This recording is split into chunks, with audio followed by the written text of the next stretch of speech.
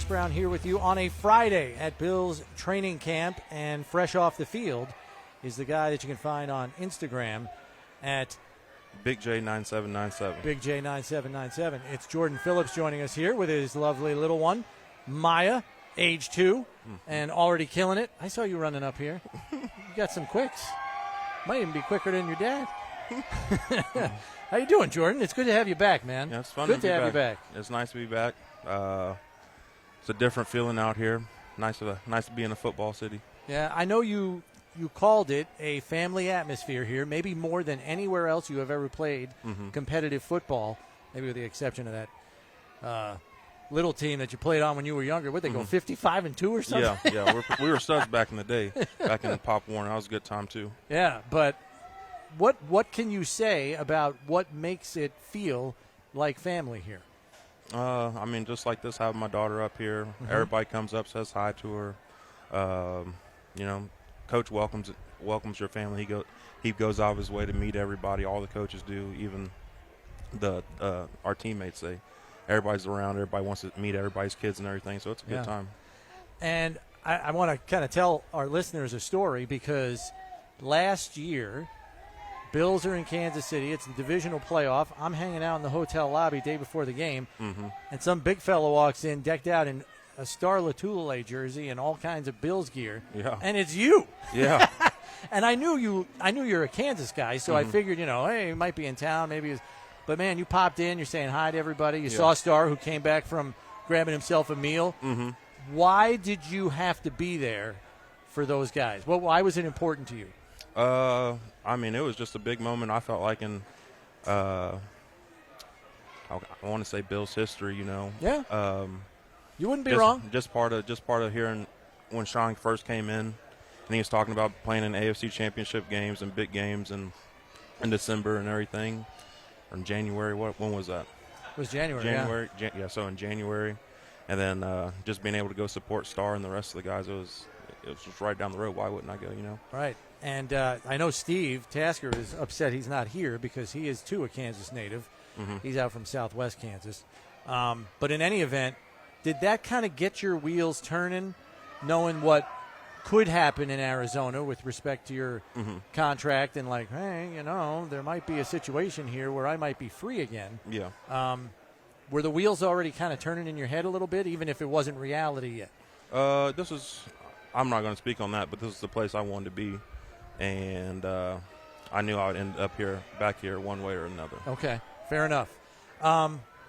What can you I wanted to ask you this ever since the game happened, but 2020, you're in Arizona. You're on the right side of the Hail Murray game. Yes. And this team wasn't.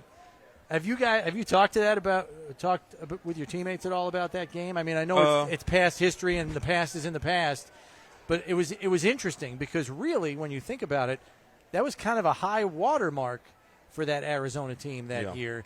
And you look at what happened to the Bills at such a low point, they kind of won their last 6 after that and went rolling.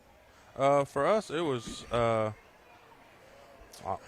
felt like it was a big game over there. Yeah. And we were rolling, and then after that, we just kind of fell apart.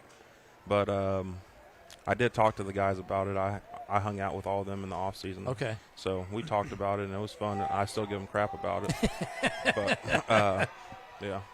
Why does this defense and the system that they play, especially what they ask you guys up front, why do you think it fits your game so well? Because Coach always talks about being the best version of yourself on this team. You were in 2019. Why is it such a good fit for you and your strengths? It doesn't really have to do with anything football-wise, honestly. They show the utmost confidence in me and the rest of us as well, and they just let us play. There's not a bunch of thinking. You just do what you do, and if you do it, you're praised. If you don't, next man in. So you got to be on your P's and Q's, and it's a fun system to play in. You guys were calling up some pressures today, and, I'm sure the O-lineman will tell you, well, we're down bodies, no Dion, no Roger, all those cats. It's looking good here in the early going, though. You guys are getting upfield. You're getting in the backfield. You're tapping out running backs, TFLs. Do you feel like the chemistry is already back? Was it like just getting back on a bike for you, or? We'll see tomorrow. The pads come on tomorrow. Right, that's true. A lot of guys change when the pads come on, so we'll see. We'll see what happens. Okay, that's fair. Ed, how is he different now than what you played alongside of in 2019? Athleticism, I'd say he's more athletic than he was as a rookie. And the way he thinks, the way he goes about his business, I haven't seen anything like it. When you say someone has truly one speed, he only has one speed. He's in our walkthroughs at the end of the day with cleats on going full speed, So it's amazing to see him work, and it's not a one-day thing. He's consistent. He works hard, and I see big things from him this year. He's got extra energy to even pull off some dance moves on the sideline. So what do you think makes him more athletic? Is that just more training, or is he playing faster because he knows more about the game than when you were with him last? I think that's what it is. He's so much smarter than – not saying he was, not smart. But I'm saying he's evolved as a mental player, and it's wonderful to see his growth. The big fellas that came in here along with you, Daquan and Tim Settle, I would argue, nothing against the previous iteration of the defensive line groups that have been here the last couple of seasons, but it just, even though it is a group of big men, I would argue this contingent of big men is more athletic than some of the previous versions in previous years. How do you think that helps this defense more going forward? We're just versatile. Anybody can play anywhere from the 1 to 3, the 5, or the 9, or the 6. And I think that gives Coach E a lot of confidence to be able to say, hey, roll it in, roll it out, and he knows the job's going to get done.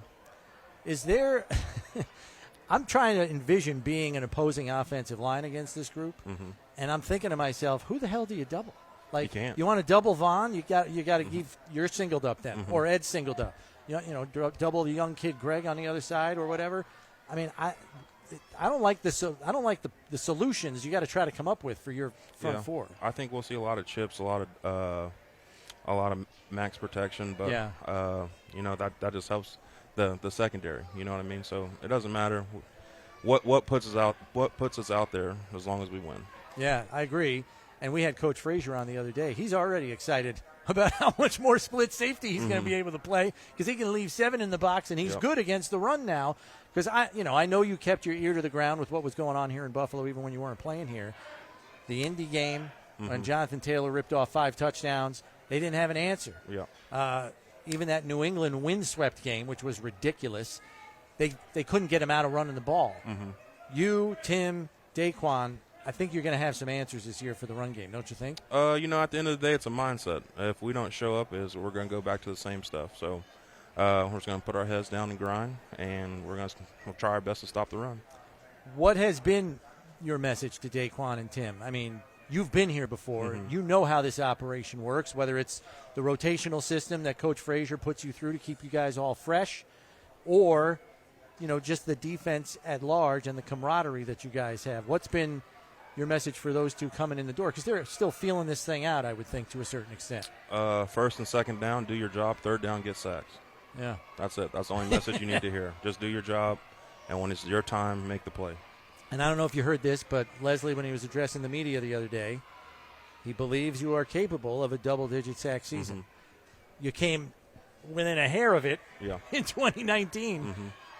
How do you like your prospects? I mean, I know you don't want to always put numbers on yourself. It's a team game. But I think if I get the chances to rush like I did in 19, I think we can do something special. Yeah, and Ed might have double digits right there with you. What was it?